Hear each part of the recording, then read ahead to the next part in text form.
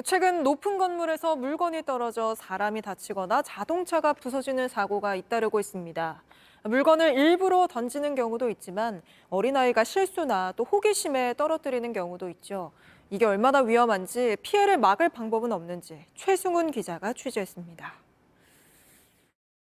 인천 부평구의 한 상가 건물 앞입니다. 여기 바닥에 보도블럭을 보면 붉은색 자국이 보이는데요. 바로 저곳 8층 학원에서 빨간색 소화기가 떨어지며 남긴 흔적입니다. 소화기를 떨어뜨린 사람은 초등학교 6학년 A군이었습니다. 이렇게 집어들고 복도를 걸어가선 그대로 창밖에 던졌습니다.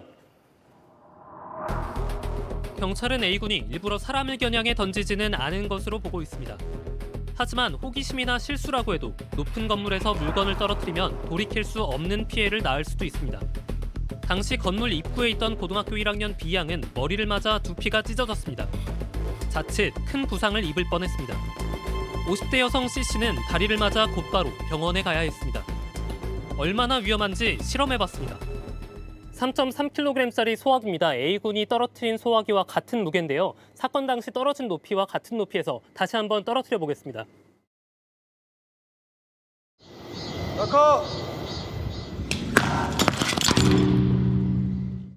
8층 높이에서 단 2초 만에 떨어집니다. 수박과 부딪히자 부서진 조각이 사방으로 튀고 2m 이상 떨어진 카메라 앞까지 소화기가 튕겨져 나옵니다. 야구 선수가 시속 160km 속도로 알루미늄 배트를 휘두를 때와 같은 충격입니다. 소화기가 수박을 산산조각 냈습니다. 만약 수박이 아니라 사람의 머리였다면 정말 크게 다칠 수 있습니다. 주택 건설 기준 규정에 따라 공동주택 외벽과 도로, 주차장 사이는 2m 이상 거리를 둬야 합니다. 하지만 이 정도론 피해를 막긴 역부족입니다. 높은 곳에서 떨어질수록 물건이 닿는 거리가 멀어지기 때문입니다.